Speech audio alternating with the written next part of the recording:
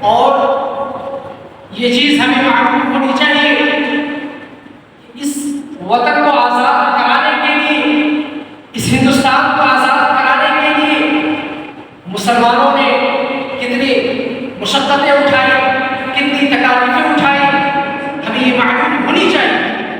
میرے محترم دوستو، آپ ذرا غور کریں کہ علماء دیوبند نے کتنی تکلیفیں اٹھائی، کتنی پریشانیاں اٹھائی۔ حسین احمد مدنی کی تاریخ اٹھا کر پڑھ لیں، آپ کو معلوم ہو جائے گا کہ حسین احمد مدنی نے کتنی تکلیفیں اٹھائی۔ ہندوستان کو آزاد کرانے کے لیے ایک بڑا اہم کردار ادا رہا،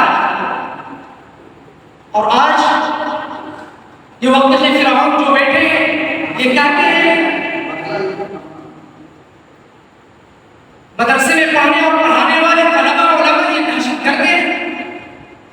یہ کس طرح کے آپ الفاظ کہتے ہیں کہ مدرسے میں پڑھنے اور پڑھانے والے طلباء اور علماء دہشت گرد ہیں؟ کیا آپ کو معلوم نہیں ہے وہ حسین احمد مدنی رحمۃ اللہ علیہ جو توپ کے سامنے کھڑا ہو کر کہا تھا کہ تم توپ چلاؤ، دیکھتے ہیں تمہارے توپ کے اندر کتنی گرمی ہے۔ میرے محترم دوستو، وہ توپ چل نہ پائی تھی۔ یہ ہمارے اکابرین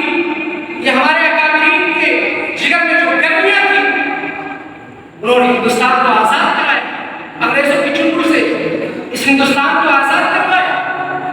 یہی نہیں بلکہ اور دیگر علماء کرام جنہوں نے بے شمار قربانیاں پیش کی۔ آپ تاریخ اٹھا کر پڑھ لیں، دیکھیں چاندنی کے چوک سے لے کر خیبر تک کے علماء کی گردنیں لگتی ہوئی تھی۔ کیا آپ کو معلوم نہیں کہ حسین احمد مدنی نے جب یہ فتویٰ لگایا، جب یہ فتویٰ دیا انگریز کے لشکر میں شامل ہونا حرام ہے، تو انگریزوں نے حسین احمد مدنی کو گرفتار کر دیا۔ گرفتار کرنے کے بعد جج کے سامنے جب پیش کیا گیا تو جج پوچھتا ہے کہ کیا آپ نے اس طرح کا فتویٰ دیا ہے کہ انگریز کے لشکر میں شامل ہونا حرام ہے؟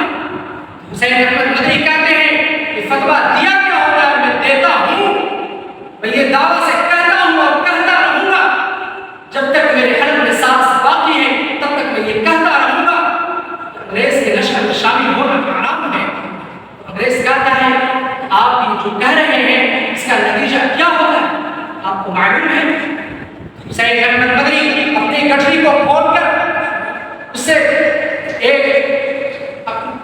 ایک وائٹ کپڑے کو نکال کر کہتے ہیں کہ دیکھو جب میں نے دیوبند سے چلا تھا تو یہ کفن اپنے ساتھ لے